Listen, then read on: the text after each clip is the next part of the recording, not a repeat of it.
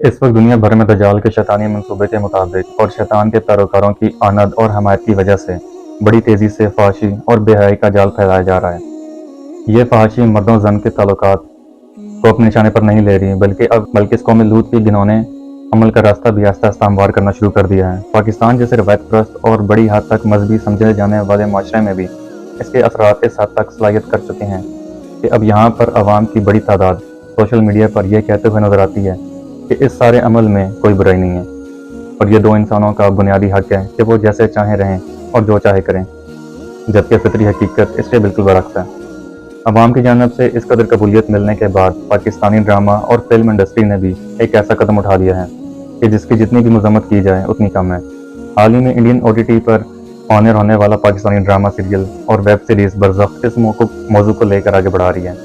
हालांकि इस ड्रामे का बुनियादी ख्याल ये नहीं है। इसके बावजूद इस ड्रामे के डायलॉग्स कुछ इस अंदाज से भरे गए हैं कि अवाम इनका असर कबूल करे और अब सोशल मीडिया पर इस नई बहस का आगाज़ भी हो चुका है।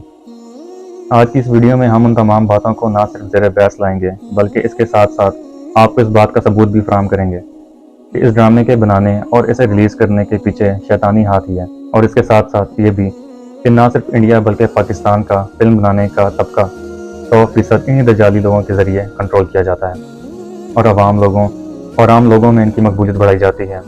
Drama serial Barzakh Pakistani film house Zee Entertainment की जानब से बनाया गया और इसके बाद चूँकि इसे पाकिस्तान में अवामी बहस और एहतजाज की वजह से ऑन एयर करने की इजाज़त नहीं मिल सकी, आवाम से खौफजदा हुए, तो इन्होंने इसी खौफ की वजह से पाकिस्तान में बनाया हुआ यह ड्रामा इंडियन वेब सीरीज़ के पोर्टल को फ़रोख्त कर दिया। अब यह ड्रामा भले ही इंडिया से पेश किया जा रहा है, लेकिन इसके तमाम किरदार पाकिस्तानी हैं। ड्रामा सीरियल बरज़ख में पाकिस्तान के टॉप एक्टर्स को लिया गया है, जैसे कि फवाद खान जो कि मरकज़ी रोल अदा कर रहे हैं। ये फिल्म या ड्रामा इसी बुनियादी नुक्ते के गिर्द घूमता है कि एक बूढ़ा शख्स अपनी फौतशुदा महबूबा को बरज़ख से वापस लाकर उसे शादी करना चाहता है, जबकि यह थीम एक बुनियादी तौर पर इस्लामी अकायद के बिल्कुल खिलाफ है। इस ड्रामा बनाने वाले डायरेक्टर ने अपने ड्रामे के लिए बरज़ख नाम की जो टर्म इस्तेमाल की है वो इस्लामी टर्म है। इस्लामी अकायद के मुताबिक बरज़ख वो मकाम है जहाँ मरने के बाद हमारी रूहें इकट्ठा की जाती हैं और वो क़यामत तक वहीं रहेंगी और वहाँ से वापस नहीं आ सकती।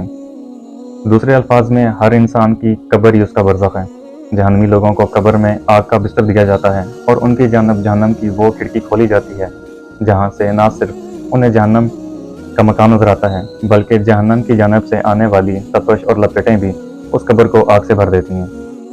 दूसरी जानब जन्नती लोगों के लिए इससे मामला उलट होता है। उन्हें नहायत खुशबूदार और पुरआसाइश किस्म का जन्नती बिस्तर फराहम किया जाता है। फरिश्ते इन्हें मुबारकबाद देते हैं और इनके आला मकाम की खुशखबरी सुनाते हैं। इसके बाद कब्र में उनकी जानब जन्नत से खिड़की खोली जाती है जहाँ से न सिर्फ जन्नत में इन्हें अपना मकाम नजर आता है, बल्कि जन्नती शख्स को जन्नत की ठंडी और मीठी हवा क़यामत तक के लिए बेपुरसकून अंदाज में सुला देती है। इस अकीदे से साफ ज़ाहिर है कि बरज़ख में जाने वाली रूहें जो इस दुनिया और क़यामत के मुनक्किद होने के दरमियानी हालत में वो किसी भी सूरत में बरज़ख से वापस नहीं आ सकती। इस हवाले से न सिर्फ ये ड्रामा मुसलमानों के अकायद को बदल रहा है, बल्कि इसके साथ साथ हमारे दीन में किस्सा गो लोगों की तरह मज़ीद कहानियाँ मुतारिफ़ करवाने की कोशिश की जा रही है। दूसरी जानब ड्रामे में बड़ी खामोशी से एक ऐसी वारदात डाली जा रही है जो इस ड्रामे के मरकज़ी ख्याल में शामिल ही नहीं। अलबत्ता इस वारदात को देखते हुए ये ज़ाहिर हो जाता है कि इसका मकसद और इसका तरीका असल वजह है जिसकी वजह से सिर्फ इस ड्रामे को पाकिस्तान से ऑन एयर नहीं किया गया, बल्कि ये वारदात ही इस ड्रामे का मरकज़ी ख्याल थी। इस ड्रामे में न सिर्फ दो हम जिन्स परस्त लोगों के ताल्लुकात को नॉर्मल करके देखा गया है, बल्कि छोटी उम्र के बच्चों तक को मुतासर करने के लिए इसमें एक बाप को अपने बच्चे को यही तालीमात देते हुए सुना जा सकता है। दो बच्चों को मियाँ बीवी के ताल्लुकात के दौरान पैदा होने वाली उनकी आवाज़ें सुनते देखा जा सकता है और इसके साथ साथ इस ड्रामे में एक बच्चे को औरतों की तरह कपड़े पहने हुए दिखाया गया। मुख्तसर ये कि इस ड्रामे में न सिर्फ उन ताल्लुकात को नॉर्मल करने पर बात की गई है, बल्कि इसमें बहुत सारे सीन्स भी ऐसे शामिल किए गए हैं जो बड़ी तेज़ी से न सिर्फ इंसानी जज्बात को भड़का सकते हैं, बल्कि माशरे में मजहबी तौर पर बेचैनी पैदा करने का सबब भी बनते हैं।